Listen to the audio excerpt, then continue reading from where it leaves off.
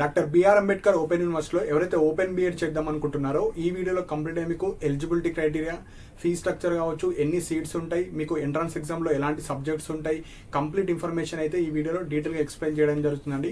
ఒక 5 to 10 important points మాత్రమే ఉంటాయి. సో దట్ ఎవరైతే ఓపెన్ బీఎడ్ కోసం ఎదురు చూస్తున్నారో ఇంట్రెస్ట్ ఉన్న వాళ్ళు ప్రిపేర్ అవుతారు. అండ్ ఎవరైతే ఎలిజిబుల్ లేదో వాళ్ళైతే రెగ్యులర్ మోడ్లో రెగ్యులర్ బీఎడ్ అయితే చేసుకోవాలి. సో ఫస్ట్ పాయింట్ వచ్చేసి మనకు ఈ బీఎడ్ చేయాలంటే నార్మల్గా ఏదో ఒక గ్రాడ్యుయేషన్ ఉండాలి. సో ఓపెన్ డిగ్రీ అయినా పర్లేదు, రెగ్యులర్ మోడ్లో డిగ్రీ అయినా పర్లేదు, బీటెక్ అయినా పర్లేదు. ఈ గ్రాడ్యుయేషన్లో మీకు ఎవరైతే ఓసీఈడబ్ల్యూఎస్ అంటే జనరల్ కేటగిరీ ఉన్న వాళ్ళకు 50% ఆఫ్ మార్క్స్ వచ్చి ఉండాలి మీ గ్రాడ్యుయేషన్లో. అదే BC, SC, ST, pH candidates ఎవరైతే ఉన్నారో మీకు 40% ఆఫ్ మార్క్స్ వస్తే సరిపోతుంది.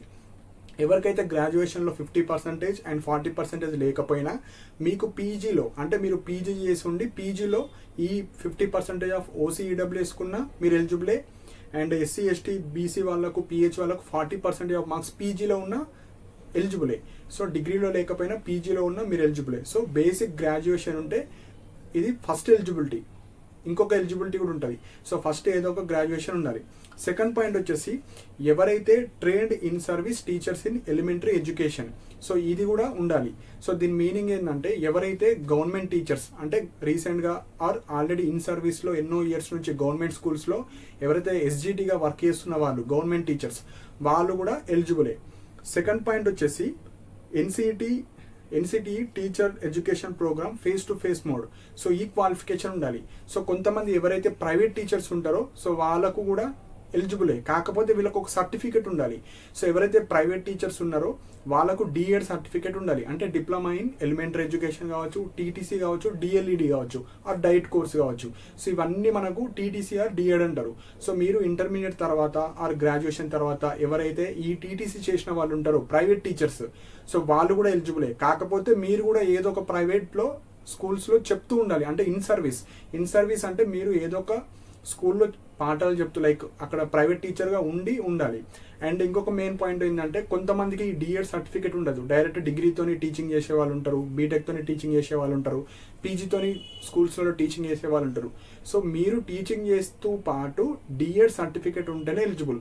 డిఎడ్ సర్టిఫికేట్ లేకపోతే నాట్ ఎలిజిబుల్. సో చాలా 90% of teachers without DEd qualification first to 5th elementary స్కూల్స్లో వాళ్ళు చెప్తా ఉంటారు. సో వాళ్ళైతే నాట్ ఎలిజిబుల్. డిఎడ్ సర్టిఫికేట్ ఉన్న వాళ్ళు మాత్రమే ఎలిజిబుల్. అది కూడా ఫేస్ టు ఫేస్ మోడ్లోనే. కొంతమంది లైక్ ఓపెన్ స్కూల్లో నేను ఎన్ఐఎస్లో చేశాను, నేను ఎలిజిబుల్ అంటే నాట్ ఎలిజిబుల్. ఓన్లీ రెగ్యులర్ మోడ్లో డిఎడ్ స్పెషల్ టీటీసీ అయినా నార్మల్ టీటీసీ అయినా రెగ్యులర్ మోడ్లో చేసిన వాళ్ళు మాత్రమే ఎలిజిబుల్. ఓపెన్లో చేసిన వాళ్ళు నాట్ ఎలిజిబుల్. సో ఇందులో కూడా మనకు కోర్సెస్ ఉంటాయి కొన్ని. టీటీసీ కావచ్చు, డిఎడ్ అన్నా, డిఎల్ఈడి అన్నా, మనకు బ్యాచిలర్ ఆఫ్ ఎలిమెంటరీ ఎడ్యుకేషన్ ఆ సర్టిఫికేట్ కూడా వ్యాలిడే. అండ్ ఎవరైతే తెలుగు పండిట్ ట్రైనింగ్ కావచ్చు, టీపీటీ కావచ్చు, హెచ్పిటి కావచ్చు, యూపీటీ కావచ్చు, ఈ ఉర్దూ కావచ్చు, హిందీ కావచ్చు, బీపెడ్, డిపెడ్ ఈ క్వాలిఫికేషన్ ఉన్న వాళ్ళు కూడా ఎలిజిబులే. కాకపోతే మీరు ఇన్ సర్వీస్ అంటే ఏదో ఒక స్కూల్లో పీటీ టీచర్గా కావచ్చు అలా ఉంటేనే ఎలిజిబుల్. సో క్వాలిఫికేషన్ ఉండాలి. ఇన్ సర్వీస్ అంటే మీరు అక్కడ లైక్ జాబ్ చేస్తూ ఉండాలి. గవర్నమెంట్లో అయినా పర్లేదు, ప్రైవేట్లో అయినా పర్లేదు. అప్పుడు మాత్రమే మీరు ఎలిజిబుల్. కొంతమంది ఈ విధంగా కూడా ఉంటారు డౌట్స్, నేను డిఎడ్ ఉంది సర్టిఫికేట్, నేను ప్రైవేట్ స్కూల్లో వర్క్ చేస్తాను, ఇప్పుడు వర్క్ చేస్తలేను, నేను ఎలిజిబుల్ అంటే నాట్ ఎలిజిబుల్. సో దీని మీనింగ్ ఏంటంటే అసలు ఈ ఓపెన్ బీఎడ్ కాన్సెప్ట్ ఏంటంటే ఎవరైతే గవర్నమెంట్ టీచర్స్ కావచ్చు, private teachers, so already DEd complete అయిపోయింది కాబట్టి వాళ్ళు ప్రమోషన్ కావచ్చు, గవర్నమెంట్ జాబ్ ఎలిజిబిలిటీ కావచ్చు రావడం కోసం వాళ్ళు ఇన్ సర్వీస్ అంటే జాబ్ చేస్తూ చదువుకోవడానికే ఈ ఓపెన్ బీఎడ్ని తీసుకొచ్చారు. సో వీళ్ళు మాత్రమే ఎలిజిబుల్. ఎవరైతే డిఎడ్ సర్టిఫికేట్ లేదు, టీచింగ్ చేస్తలేను, నార్మల్ డిగ్రీ ఉంది, నార్మల్ బీటెక్ ఉంది, నార్మల్ డిగ్రీ ప్లస్ పీజీ ఉంది, ఇలాంటి వాళ్ళు ఎలిజిబుల్ అంటే నాట్ ఎలిజిబుల్. సో మీరు రెగ్యులర్ మోడ్లోనే బీఎడ్ అయితే చేసుకోవాలి. సో ఓపెన్ బీఎడ్కి అయితే ఇది క్వాలిఫికేషన్. సో డిగ్రీ ఉండాలి, ఏదో ఒక స్కూల్లో టీచింగ్ చేస్తూ గవర్నమెంట్ ఎంప్లాయీ, ప్రైవేట్ ఎంప్లాయీ ఉండాలి, డిఎడ్ సర్టిఫికేట్ ఉండాలి. ఇవి మనకు మెయిన్ ఎలిజిబిలిటీ. సో ఈ ఎలిజిబిలిటీ ఉన్న వాళ్ళందరూ మీరైతే అప్లై చేసుకోవచ్చు. సో నోటిఫికేషన్ ఎప్పుడు వస్తుంది? సో ఎవ్రీ ఇయర్ మనకు డిసెంబర్లో నోటిఫికేషన్ వస్తుంది. సో ఈ 2025కి సంబంధించిన నోటిఫికేషన్ అయితే 90% మనకు డిసెంబర్లోనే వస్తుంది. లాస్ట్ ఇయర్లో కూడా లాస్ట్ ఇయర్ కూడా మనకు డిసెంబర్లోనే రావడం జరిగింది. సో ఈ ఇయర్లో కూడా డిసెంబర్లోనే వస్తుంది. సో మనకు 100% చెప్పలేము, కాకపోతే ఎక్స్టెండ్ అవ్వచ్చు, లేకపోతే కొద్దిగా మార్చ్ వరకు అని ఎప్పుడైనా ఎక్స్పెక్ట్ చేయొచ్చు. కానీ 99% వస్తే మాత్రం డిసెంబర్లోనే వస్తుంది. సో ప్రిపేర్ అయ్యే వాళ్ళు ఇప్పటి నుంచే ప్రిపేర్ అవ్వచ్చు. సో ఇప్పుడు ఆ కోర్స్ గురించి ఉన్న మీడియం కావచ్చు, ఫీ స్ట్రక్చర్, మెథడాలజీస్కి ఎన్ని సీట్స్ ఉంటాయి, వాటి గురించి అయితే ఎక్స్ప్లెయిన్ చేస్తాను. So as per notification medium వచ్చేసి తెలుగు మీడియంలోనే ఉంటుంది ఈ కోర్సు. కాకపోతే ఎవరైతే ఇంగ్లీష్ మీడియంలో చేద్దాం అనుకుంటున్నారో మీరు ఇంగ్లీష్ మీడియంలో కూడా చేసుకోవచ్చు. ఎందుకంటే కొంతమంది ప్రైవేట్ టీచర్స్లో, కొంతమంది రీసెంట్గా పాస్ అవుట్ అయిన వాళ్ళు, కొద్దిగా ఇంగ్లీష్ వచ్చిన వాళ్ళు ఇంగ్లీష్లో కూడా మీరు రాసుకోవచ్చు. కాకపోతే కోర్స్ వచ్చేసి మనకు తెలుగు మీడియం కోర్స్ అయ్యేది, సర్టిఫికేట్ కూడా తెలుగు మీడియంలోనే వస్తుంది. ఇప్పుడున్న ఏవైతే రెగ్యులర్ మోడ్లో బీఎడ్ కోర్సెస్ ఉన్నాయో అవన్నీ ఇంగ్లీష్ మీడియం కోర్సెస్. తెలుగులో అన్న రాసుకోవచ్చు, ఇంగ్లీష్లో అన్న రాసుకోవచ్చు, సర్టిఫికేట్ ఇంగ్లీష్ మీడియం అని పడుతుంది. కానీ ఓపెన్ బీఎడ్ వచ్చేసి యాజ్ పర్ అంబేద్కర్ ఓపెన్ యూనివర్సిటీలో తెలుగు మీడియం కోర్స్ ఇది. కాకపోతే రాసుకుంటే మీరు ఇంగ్లీష్లో కూడా రాసుకోవచ్చు. అండ్ అదర్ స్టేట్ వాళ్ళు, ఏపీ వాళ్ళు కూడా మీరు అప్లికేబుల్ అండి, మీరు కూడా చేసుకోవచ్చు. ఎవరైతే రీసెంట్ ఎస్జిటిసి కావచ్చు వాళ్ళు కూడా, అండ్ ప్రైవేట్ స్కూల్లో వర్క్ చేసే వాళ్ళు, డిఎడ్ క్వాలిఫికేషన్ వాళ్ళు మీరు కూడా అప్లై అయితే చేసుకోవచ్చు. సో మీడియం తెలుగు మీడియంలో ఉంటుంది. ఫీజు వచ్చేసి మనకి ఇది 2 years కోర్సు కాబట్టి 2 yearsకి కలిపి ఒకేసారి పే చేయాలి 40,000. సో మీకు సీట్ రాగానే కౌన్సిలింగ్ ఉంటుంది, కౌన్సిలింగ్లో మీరైతే 40,000 పే చేయాలి. అండ్ మీరు అప్లై చేసే టైంకి ఏజ్ వచ్చేసి 21 years. మనకు ఏ అకాడమిక్ ఇయర్లో అయితే ఆ అడ్మిషన్ ప్రాసెస్ నడుస్తుందో, జూలై మీకు సపోజ్ 2026 అనుకోండి, ఆ 2025. సో మినిమం 21 years వచ్చి ఉండాలి. ఏజ్ ఎంతనో ఉన్నా పర్లేదు, మినిమం 21 ఏజ్ ఉంటేనే మీరు ఎలిజిబుల్. కొంతమంది తక్కువ ఏజ్ ఉంటే నాట్ ఎలిజిబుల్ ఓపెన్ బీఎడ్ చేసుకోవడానికి. సో ఇదైతే ఎవరికి ఉండకపోవచ్చు, 21 ఎబోనే ఉంటారు కాబట్టి no problem. No upper age limit, అంటే ఎంతన్నా ఏజ్ ఉండండి, మీకు 30 ఉందా, 35 ఉందా, 40 ఉందా మనకు సంబంధం లేదు, మీరైతే చేసుకోవచ్చు. Next seats. సో ఇది అన్నిటికన్నా ఇంపార్టెంట్. సో మనకు ఓపెన్ బీఎడ్ అంటే లిమిటెడ్ అమౌంట్ ఆఫ్ సీట్స్ మాత్రమే ఉంటాయి. రెగ్యులర్ బీఎడ్ లాగా మనకు అన్లిమిటెడ్ సీట్స్ అయితే ఉండవు, కేవలం 500 సీట్స్ మాత్రమే ఉంటాయి. ఈ 500 సీట్స్ని కూడా మెథడాలజీ వైజ్ డివైడ్ అయి ఉంటాయి. సో ఇక్కడ మ్యాథ్స్ మెథడ్కి వచ్చేసి 25% ఆఫ్ సీట్స్ మనకు మ్యాథ్స్కి ఉంటాయి. అండ్ ఫిజికల్ సైన్స్కి వచ్చేసి 15% ఆఫ్ సీట్స్ ఉంటాయి. Biological science 25% of seats. సోషల్కి వచ్చేసి 35% ఆఫ్ సీట్స్. సో ఈ 500లో ఫిక్స్డ్ మ్యాథ్స్కి 25%.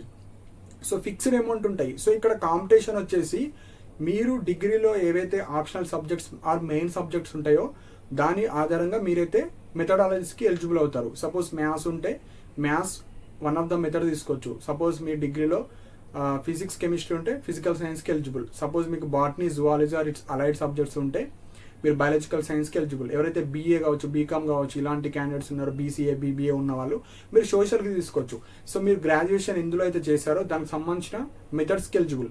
సపోజ్ ఎవరికైతే నేను మ్యాథ్స్కి ఎలిజిబుల్, ఫిజికల్ సైన్స్ ఎలిజిబుల్ అంటే సపోజ్ మ్యాథ్స్కి 25%, ఫిజికల్ సైన్స్కి 15%. సో ఓవరాల్ 40% ఆఫ్ సీట్స్కి మీరు ఎలిజిబుల్ అవుతారు. సో కౌన్సిలింగ్ వచ్చేసి మెయిన్ మెథడ్కే. సో మెయిన్ మెథడ్ కాబట్టి మీరు మ్యాథ్స్ పెట్టుకోవచ్చు, ఫిజికల్ సైన్స్ పెట్టుకోవచ్చు. కౌన్సిలింగ్లో ఒక మెథడాలజీ వస్తుంది. కాలేజ్లో వెళ్ళిన తర్వాత ఇంకొక మెథడ్కి మీరు సెకండ్ మెథడ్ అయితే చూస్ చేసుకోవచ్చు. సెకండ్ మెథడ్లో లాంగ్వేజెస్ కూడా ఉంటాయి, తెలుగు, హిందీ, ఇంగ్లీష్. సో అవి కూడా తీసుకోవచ్చు, లేదంటే మెయిన్ మెథడ్లో ఏదో ఒకటి అయితే తీసుకోవచ్చు. సో ఇవి మనకు మెథడాలజీ గురించి. So study centres. So study centres వచ్చేసి మనకు హైదరాబాద్లో ఉంటుంది, వరంగల్లో ఉంటుంది, ఖమ్మంలో ఉంటుంది, వికారాబాద్ అండ్ కరీంనగర్. ఒక 10 స్టడీ సెంటర్స్ ఉంటాయి. సో మీకు కౌన్సిలింగ్లో మీకు నచ్చిందైతే మీరు ఆప్ట్ చేసుకోవచ్చు. సో ఇవి మనకు మెథడాలజీ గురించి అండ్ స్టడీ సెంటర్స్. సో ఇప్పుడు వచ్చేసి మనకు ఎంట్రన్స్ ఎగ్జామ్ ఉంటుందండి. సో ఎంట్రన్స్ ఎగ్జామ్ రాసి క్వాలిఫై అయిన వాళ్ళకి మాత్రమే ఈ కౌన్సిలింగ్లో పార్టిసిపేట్ చేయడానికి ఉంటుంది. సో ఎంట్రన్స్ ఎగ్జామ్ వచ్చేసి 100 మార్క్స్కి ఉంటుంది. సో ఇందులో 3 సబ్జెక్ట్స్ మాత్రమే ఉంటుంది. ఒకటి ఇంగ్లీష్. సో ఇంగ్లీష్లో మొత్తం బేసిక్ గ్రామరే ఉంటుంది, 25 మార్క్స్. అండ్ తెలుగు కూడా గ్రామరే ఉంటుంది mostly, 25 marks. And mental ability. So ఇందులో కంప్లీట్గా రీజనింగ్ ఉంటుంది, అర్థమెటిక్ ఏముండదు, రీజనింగ్ మాత్రమే ఉంటుంది. So 50 marks. So Telugu, English and mental ability, ఈ 3 సబ్జెక్ట్స్ మాత్రమే 100 మార్క్స్ ఉంటుంది. 2 hours ఎగ్జామ్ ఉంటుంది, ఆన్లైన్ మోడే ఉంటుంది, ఆఫ్లైన్ ఉండదు. క్వాలిఫైయింగ్ మార్క్స్ ఎవరైతే ఓసీ, ఈడబ్ల్యూఎస్, బీసీ వాళ్ళు ఉంటారో 100కి 35 వస్తేనే మీరు కౌన్సిలింగ్లో పార్టిసిపేట్ చేయొచ్చు. అదే ఎస్సీ, ఎస్టీ వాళ్ళకు ఎలాంటి క్వాలిఫికేషన్ ఉండదు. మినిమం మీరు జస్ట్ ఎంట్రన్స్ ఎగ్జామ్ రాస్తే మీరైతే కౌన్సిలింగ్లో పార్టిసిపేట్ చేయొచ్చు.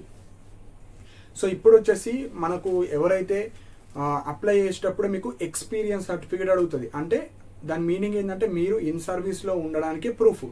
సో ఇక్కడ అప్లై చేసేటప్పుడు 2 years ఆఫ్ ఎక్స్పీరియన్స్ అడుగుతుంది. కాకపోతే యాజ్ పర్ నోటిఫికేషన్ మనకి ఎక్కడ కూడా 2 years ఎక్స్పీరియన్స్ ఉండాలి అని ఎక్కడ ఉండదు. కాకపోతే ఎక్స్పీరియన్స్ సర్టిఫికేట్ అయితే మ్యాండేటరీగా అప్లోడ్ చేయాలి. సో రీసెంట్గా 1 year బ్యాక్ ఎస్జిటిగా జాయిన్ అయిన వాళ్ళు, వాళ్ళు కూడా ఎలిజిబులే. సో నోటిఫికేషన్లు ఎక్కడ కూడా మెన్షన్ చేయరు, కాకపోతే లాస్ట్ టైం కూడా ఇచ్చారు, ఈ ఇయర్ కూడా ఇస్తారు. సో మీరు 6 months ఉందా ఎక్స్పీరియన్స్, 1 year ఉందా, 2 years ఉందా, ఎంత ఉండని మీరైతే అప్లికేబులే. ఏదో ఒక గవర్నమెంట్ స్కూల్, ఏదో ఒక ప్రైవేట్ స్కూల్లో ఉండి డిఎడ్ కంప్లీట్ అయ్యి మీరు టీచింగ్ చేస్తున్నట్టు ప్రూఫ్ అదొక్కటి ఇస్తే సరిపోతుంది. సో మీకు పర్టికులర్గా ఇంత ఎక్స్పీరియన్స్ అని ఏం అవసరం లేదు. కానీ అప్లై చేసేటప్పుడు అప్లోడ్ 2 years ఆఫ్ ఎక్స్పీరియన్స్ మాత్రమే అడుగుతుంది. అది సిస్టమ్ జనరేటెడ్ కాబట్టి మీరైతే టెన్షన్ ఏం పడద్దు. జస్ట్ మీరు ఏ స్కూల్లో చెప్తున్నారు దానికి సంబంధించిన ఎంఈఓ డిఏఓ నుంచి ఆ సర్టిఫికేట్ తెచ్చుకుంటే సరిపోతుంది. సో ఇక్కడ మెయిన్ పాయింట్ వచ్చేసి మీకు నోటిఫికేషన్ వచ్చినప్పుడు నోటిఫికేషన్లో ఆ సర్టిఫికేట్ ఫార్మేట్ ఇస్తారు.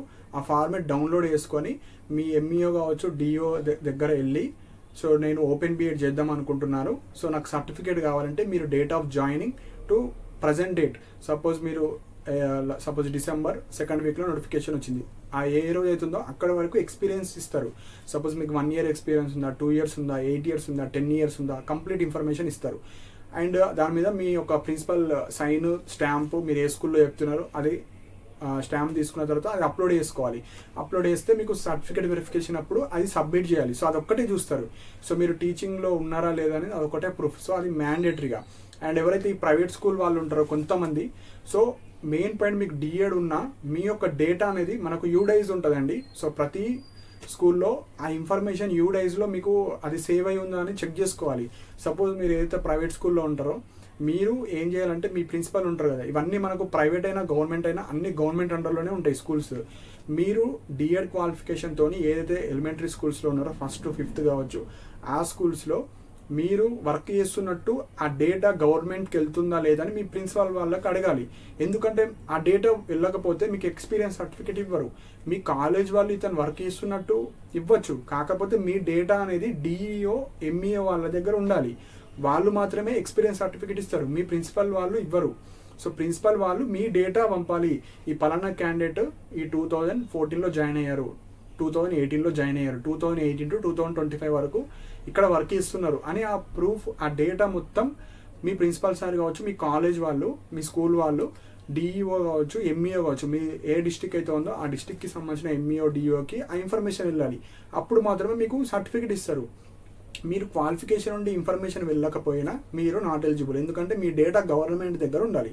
సో లేకపోయినా ఇప్పటి నుంచన్నా కొద్దిగా అది అవేర్నెస్ తెచ్చుకొని మీరు అడగండి మీ ప్రిన్సిపల్ సార్కి, సో నా డేటా వెళ్తుందా లేదా. ఓన్లీ విత్ డిగ్రీ క్వాలిఫికేషన్తో, PG qualification, BEd qualification, inter క్వాలిఫికేషన్తో టీచింగ్ చేసే వాళ్ళకు తీసుకోరు.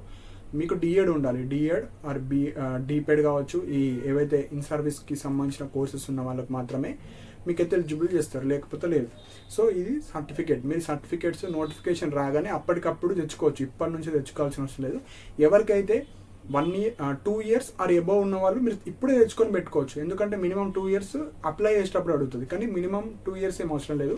జస్ట్ మీకు 6 months, 1 month, 2 months, 3 months మీరు ఏదో ఒక స్కూల్లో చెప్తున్నట్టు ఉంటే సరిపోతుంది. సో అబౌవ్ 2 years ఉన్న వాళ్ళు ఇప్పుడు తెచ్చుకొని సేఫ్ సైడ్కి పెట్టుకోవచ్చు. లేదు నోటిఫికేషన్ వచ్చిన తర్వాత అన్న పెట్టుకోవచ్చు, ఎందుకంటే మనకు నోటిఫికేషన్ రాగానే 1 month టైం ఉంటుంది. 25 days అప్లై చేసుకోవడానికి టైం ఇస్తారు. అండ్ ఒక 25 days తర్వాతనే మన వితిన్ లాస్ట్ డేట్ 25 days తర్వాత ఒక 10 days యాడ్ చేస్తే వితిన్ 35 daysలోనే మనకు ఎగ్జామ్ ఉంటుంది. సపోజ్ డిసెంబర్లో వస్తే January 1st week లోపు మనకు ఎగ్జామ్ పెట్టేస్తారు.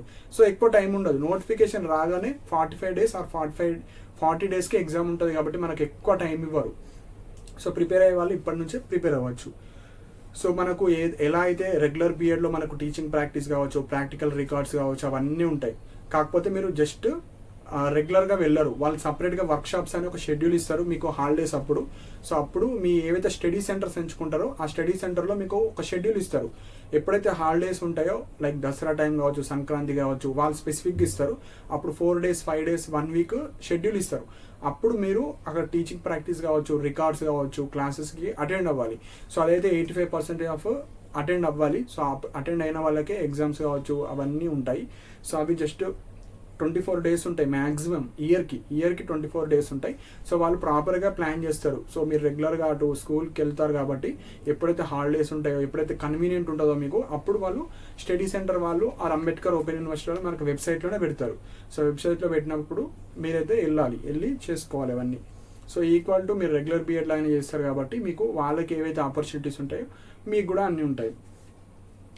నెక్స్ట్ వచ్చేసి మీకు కౌన్సిలింగ్. సో కౌన్సిలింగ్లో వచ్చేసి మెథడ్ 1కి సంబంధించింది సీట్ అలాట్మెంట్ అవుతుంది. సపోజ్ ఎవరైతే మ్యాథ్స్కి ఎలిజిబుల్, ఫిజికల్ సైన్స్కి ఎలిజిబుల్ అవుతారో మీకు ఏదో ఒకటి వస్తుంది సీటు. సపోజ్ మ్యాథ్స్ వచ్చింది, మీరు కాలేజ్లో జాయిన్ అయిన తర్వాత ఫిజికల్ సైన్స్ అయినా తీసుకోవచ్చు, లేదంటే లాంగ్వేజెస్లో తెలుగు, హిందీ, ఇంగ్లీష్ 3 ఉంటాయి, 3లో ఏదైనా తీసుకోవచ్చు. సపోజ్ మీరు సోషల్ అనుకోండి, సోషల్ మెయిన్ మెథడ్లో ఒకటే ఎలిజిబుల్ సోషల్. కాలేజ్లో జాయిన్ అయిన తర్వాత లైక్ అడ్మిషన్ తర్వాత తెలుగు, హిందీ మీరు ఏదైతే లాంగ్వేజ్ ఇష్టం ఉందో అది తీసుకోవచ్చు. సపోజ్ ఎవరైతే బీజెడ్సీ చేసిన వాళ్ళు కావచ్చు, సపోజ్ మీరు బయాలజికల్ సైన్స్కి ఎలిజిబుల్ అవుతారు, బీఎడ్ వేసుకోవడానికి ఫిజికల్ సైన్స్ కూడా ఎలిజిబుల్. నార్మల్గా గవర్నమెంట్ జాబ్కి ఫిజిక్స్, కెమిస్ట్రీ ఉండాలి, కానీ బీఎడ్ చేసుకోవడానికి ఎవరైతే బీజెడ్సీ స్టూడెంట్స్ ఉంటారో biological science and physical science రెండుకి ఎలిజిబుల్. సో మీరు 2 పెట్టుకోవాలి కౌన్సిలింగ్లో. సో ఈ కౌన్సిలింగ్కి సంబంధించింది నోటిఫికేషన్ వచ్చిన తర్వాత మీకైతే చెప్పడం జరుగుతుంది.